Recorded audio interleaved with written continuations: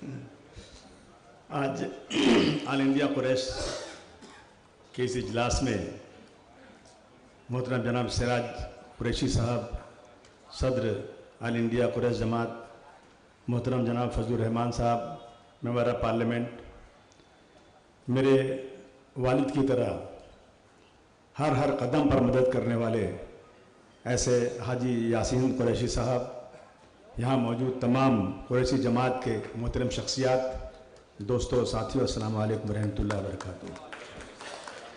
एक हो जाएं तो बन सकते हैं खुर्शीद मुबीन, एक हो जाएं तो बन सकते हैं खुर्शीद मुबीन, वरना इन बिखरे हुए तारों से क्या बात बनेगी। हजरात, हमला इमारत पर हो रहा है, हमला इमारत पर हो रहा है, लेकिन हम नासमझ लोगों ने इमारत के ऊपर फ्लैट बना करके अलग अलग फ्लैटों पे अपनी तख्तियां लगा रखी हैं। हमला इमारत पर हो रहा है, अगर इमारत गिर गई तो फ्लैट बचेगा क्या? नहीं बचेगा फ्लैट। हमें यह तय करना है कि हम सब मिलकर पहले इस इमारत को इतनी मजबूत करें कि किसी के बाप की ताकत नहीं होगी इस इमारत की तरफ आंख उठाकर देख सके। जब बात बनेगी, मुल्क की हालत बहुत ही खराब है। यहाँ एक से एक लोग बैठे हुए हैं। मैं उस दिन पढ़ रहा था कि क्या हिंदुस्तान मुसलमानों के लिए सबसे अनसेफ जगह है? तो कहा क्या नहीं है। आज हिंदुस्तान मुसलमानों के लिए सबसे अनसेफ जगह हो गई पूरी दुनिया में। ये चर्चा में आ गया। और अभी जो पूरी दुनिया के जो नरसंहार जिसको बोलते हैं, जेनोसाइड के चेयरमैन हैं, उनका वीडियो कई जगह आया। उन्होंने कहा कि हिंदुस्तान जेनोसाइड की तरफ बढ़ रहा है। 8 कदम बढ़ चुका है, 3 कदम बाकी है। और हमने अपने इस दौर में जिन जिन ममालिक में बताया कि ये देश जेनोसाइड की तरफ बढ़ रहा है, उन सब जगहों पर नरसंहार या जेनोसाइड हुआ, लाखों लोग मारे गए। अब हमने नरेंद्र मोदी जी को भी खबर दे दिया कि हिंदुस्तान भी उसी तरफ जा रहा है। बहुत जल्द लाखों लोग मारे जाएंगे इस मुल्क के अंदर, जो शुरू हो चुका है। कोई छुपा नहीं आपसे। कानपुर में क्या हुआ है? दुनिया में जितने लोग हैं एहतराम के काबिल, मैं सबको मानता हूं, मगर मुस्तफा के बाद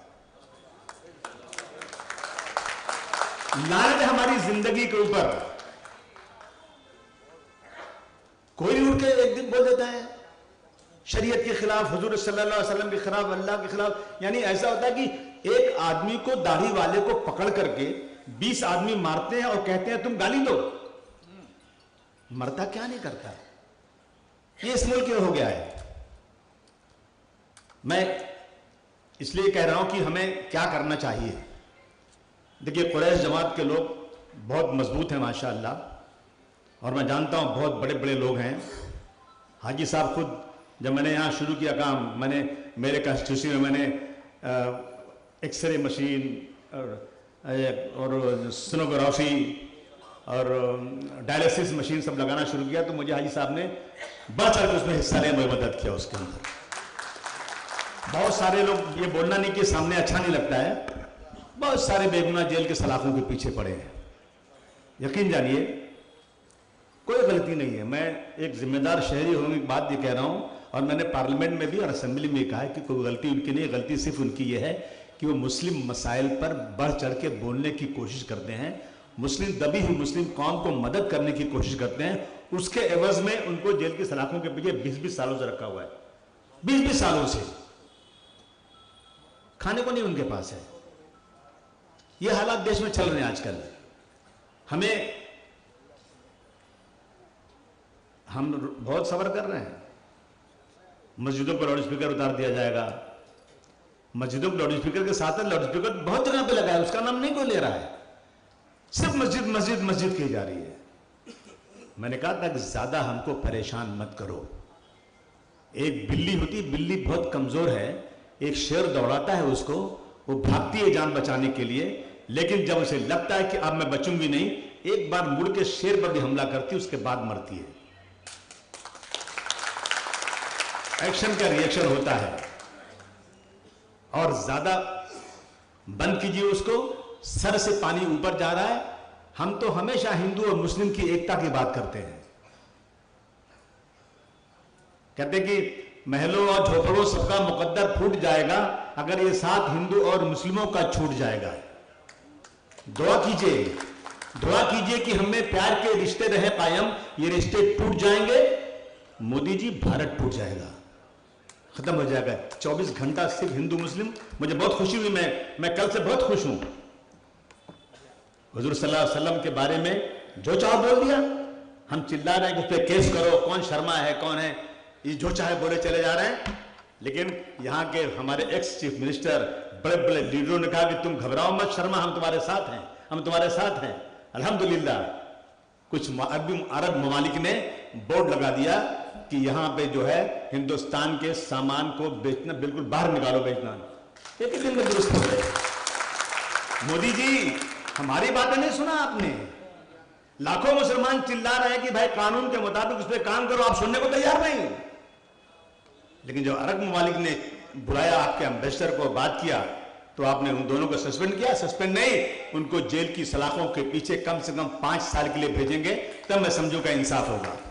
मैं एक बार नहीं, मैं 50 बार असेंबली में बोल चुका हूं, और आपसे मेरी बात से मुत्तफिक होंगे कि इस देश में सबसे जरूरी चीज जो है ना, जिसकी वजह से पूरे देश के अंदर अमन चैन खत्म होता जा रहा है ना, जो अभी कानपुर में हो गया है, इसके पहले त्रिपुरा में हुआ था, इसके मालेगांव में हुआ, कई जगहों, नांदेड़ में हुआ, अमरावती में हुआ, आज भी मालेगांव के लोग बैठे होंगे। कितने लोग 307 के केस में पड़े हैं बेगुनाह। वजह क्या? मस्जिदों को तोड़ा जा रहा है, कुरान शरीफ जलाया गया, शरीयत के खिलाफ बोला गया। तो मैं कह रहा हूं कि एक कानून ऐसा बना दो, एक कानून, अगर आप मोदी जी के खिलाफ कोई बोलता है तो 1 मिनट में जेल हो जाती है। अरे मोदी जी तुम्हारी हैसियत क्या है? हुजूर सल्लल्लाहु अलैहि वसल्लम के बारे में बोल दिया, तुम कौन से खेत की मूली हो? तुम्हारे बारे में बोले तो तुम उठा के जेल में डाल दोगे, और हुजूर सल्लल्लाहु अलैहि वसल्लम के बारे में बोला जाएगा तो तुम उसको शाबाशी दोगे। कानून एक बनना चाहिए, हम सबको मिलकर एहतजाज करना चाहिए, कंटिन्यू करना चाहिए, मुस्तकिल दबाव डालना चाहिए। ये कानून ऐसा बनाओ कि किसी, चाहे हिंदू हो या मुसलमान, चाहे कुरान शरीफ हो या वेद हो या बाइबल हो, किसी अहम शख्सियत के खिलाफ, कोई धार्मिक नेताओं के खिलाफ, धार्मिक बड़ी शख्सियत के खिलाफ अगर किसी ने एक लफ्ज भी, चाहे सोशल मीडिया पे चाहे माइक पे बोला, उसे यूएपीए जैसे कानून में जेल में डालो, ताकि 5 साल तक जमानत ना होने पाए। ये कानून जेल में बनना ही चाहिए इस देश के अंदर। रोजाना उसी की वजह से रोजाना ये सब कुछ हो रहा है देश में। आप पता लगा लीजिए, देख लीजिए क्या हो रहा है देश के अंदर। मैं ज्यादा कुछ बोलना नहीं चाहता हूं, यही कहूंगा कि सारे जहां सच्चा हिंदुस्तान हमारा, रहना बहुत है मुश्किल लेकिन यहां हमारा, रहना बहुत है मुश्किल लेकिन यहां हमारा। इकबाल आज होते तो आह करते, कहते कैसा बदल गया हिंदुस्तान हमारा। यह आज है, यह हालत हिंदुस्तान की है। आज सारी पॉलिटिकल पार्टियां, कोई मुसलमानों को अपने स्टेज पर खड़ा करने को तैयार नहीं, कोई मुसलमानों के इश्यूज को बोलने को तैयार नहीं। मुसलमानों से हमदर्दी है, इसमें कोई शक नहीं, लेकिन अगर मुसलमानों के बारे में बोल दिया तो 85-80% लोग मुत्तहिद हो जाएंगे और मुसलमानों के खिलाफ हो जाएंगे, उस पार्टी के खिलाफ हो जाएंगे। अहमद पटेल साहब थे, उनको गुजरात के इलेक्शन में स्टेज पर नहीं बुलाया गया, नहीं ले गए उनको, क्यों? और जब क्या इशू बनाया कि अगर गुजरात में कांग्रेस जीत गई तो अहमद पटेल मुख्यमंत्री बन जाएंगे। कहां बनने वाले थे वो? और आसाम में ये हुआ, आसाम में यूडीएफ अजमल साहब की पार्टी ने कांग्रेस से हाथ मिला लिया, तो वहां इनका बीजेपी का एक ही भाषण था कि अगर यहां पर कांग्रेस जीती तो ये बदरुद्दीन अजमल बनेंगे मुख्यमंत्री, और कांग्रेस खत्म हो गई वहां पे इसी बोलने की वजह से। तो अब आजकल लोग इतना प्रिकॉशन ले रहे हैं कि मुसलमानों को अपने स्टेज पर बुलाने के लिए या उनसे भाषण कराने के लिए या उनके इश्यूज पर बोलने को तैयार नहीं। यह हालत है, कोई उसे, हमारे में सभी नंगे हैं भाई। एक ही बात है, देखिए 5 भेड़ बकरी है ना, उसको चराने के लिए एक आदमी चाहिए। अगर नहीं चराएंगे तो कहां भाग जाती है बकरियां, मिलती नहीं। हम 20 करोड़ है, हमारा चराने वाला कोई नहीं है, हम किसी को मानने को तैयार नहीं है। हमें स्टेज पर सबसे पीछे बैठने की आदत डालनी पड़ेगी। सुन लो कुरैश जमात के लोग, हम अपने आप को खुद नुमाई के लिए नहीं, अपनी कौम के लिए अपने आप को कुर्बानी का जज्बा लेकर मीटिंग में सबसे पीछे बैठने को तैयार रहना चाहिए और हमें किसी को तनकीद नहीं करना चाहिए। मैं ये बात कह देना चाहता हूं।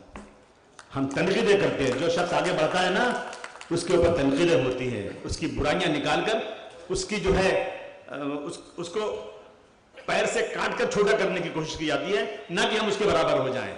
मेरी कौम में ये बहुत बड़ी कमी है। हमें इस बात का ख्याल करना चाहिए, बहुत ज़रूरी है। और हमें अपना एक लीडर चुनना चाहिए। मैं एक सियासी लीडर की बात नहीं कर रहा हूं, मैं मजहबी लीडर की बात कर रहा हूं। एक पूरे देश के लोग बैठे सर जोड़ करके, जितनी बड़ी बड़ी कमेटियां हैं बैठे,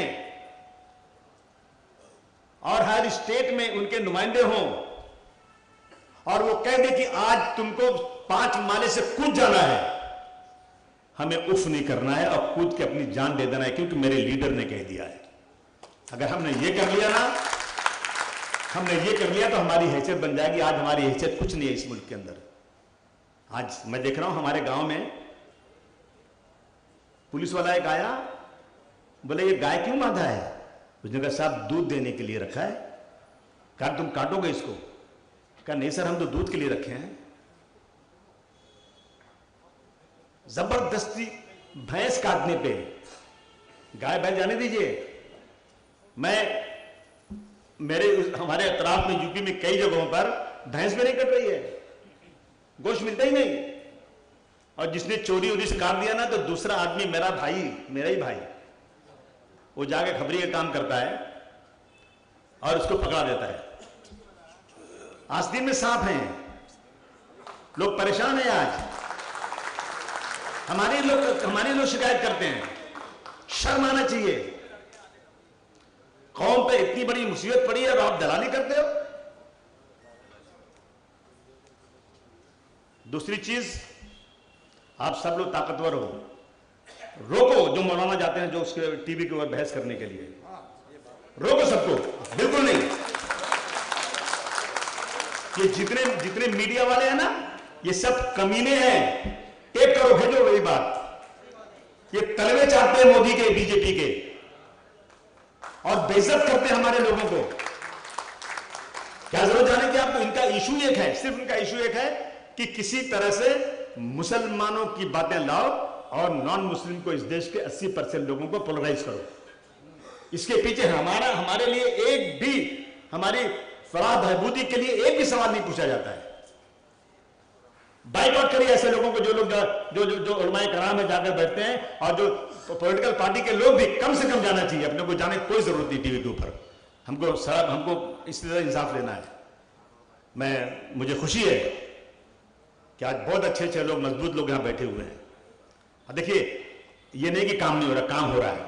हर इंसान अपने अपने हैसियत के मुताबिक जरूर कोई स्कूल खोल रहा है, कोई मदरसा खोल रहा है, कोई कहीं दवाखाना खोल रहा है, कोई लोग कर रहा है। अब बहुत सारे लोग बेगुनाह जेलों में पड़े हुए हैं। हाजी साहब ने बहुत मदद किया उन लोगों को छुड़ाने के लिए।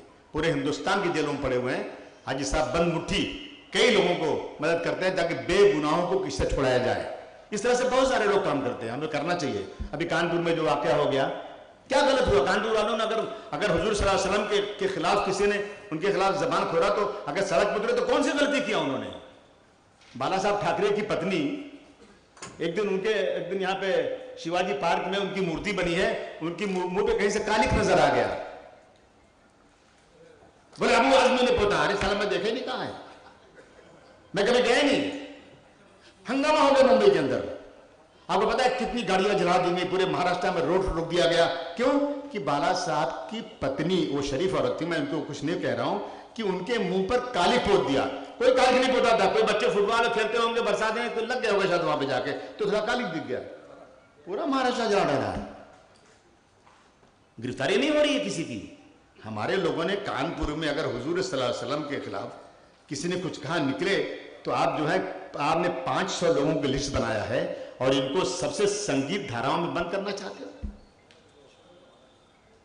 ये सब कोई तरीका है? एक ही रास्ता है कि हम लोग, मैं अपनी बात खत्म करते हुए ये 2 ही बातें कहना चाहता हूं कि हमें किसी के डर से नहीं, बल्कि अल्लाह के हुक्म से, हुजूर के हुक्म से, रसूलुल्लाह के हुक्म से हमें अपने हिंदू भाइयों के बीच में अपने रिश्ते अच्छे बनाना चाहिए। बहुत ज़रूरी है, क्योंकि ये एक कमेटी, एक लोग हैं जो मुसलमानों की इमेज, मुसलमानों की हिस्ट्री गैर मुस्लिमों में गलत तरीके से पेश करके नई जो नई पैदावार है नौजवानों के अंदर, मुसलमानों के खिलाफ मुस्तकिल नफरत फैला रहे हैं और मुस्लिम हिंदू अलग हो रहे हैं। लेकिन हम अपने तरीके से, हम लोग अगर इस्लामी तरीके से जो हमें इस्लाम में सिखाया गया है, अगर हम अपने हिंदू भाइयों से ताल्लुकात अच्छे बनाएं और हिंदू भाई हमारी ये लड़ाई लड़ें, तो हम इस लड़ाई को जीत सकते हैं। हमें ये करना ज़रूरी है। दूसरी तरफ हमें अपना, जैसे आपने कहा अभी, कि हमें अपनी जो लीगल वो बनाना चाहिए, लीगल फोर्स बनाना चाहिए। हमने देखा था कुछ लड़के बंद थे बेचारे जेल में, जब उनके वकील आते थे तो ये फिरका परस्त लोग उनकी गाड़ियां तोड़ देते थे और उनको पुलिस की मौजूदगी में मारते थे। और ये ठाकुर प्रज्ञा सिंह ठाकुर पुरोहित, जब ये लोग जेल में आते थे तो सैकड़ों लोग आके नारे लगाते थे, तुम आगे बढ़ो, हम तुम्हारे साथ हैं, और उनको फूलों का हार उनपे फेंका जाता था। ये हालत यहाँ पे ये है। इन चीज़ों पे हमें ध्यान करना है। अपने कौम के लिए, अपने मुल्क के लिए हमें लड़ाई लड़ना है। अब फ़कत शोर मचाने से कुछ नहीं होगा और सिर्फ होंठों को हिलाने से कुछ नहीं होगा। जिंदगी के लिए बेमौत मरते हैं क्यों हो, और अहले ईमान होता शैतान से डरते क्यों हो। बहुत बहुत शुक्रिया। बहुत खूब आज़मी साहब, आपके कई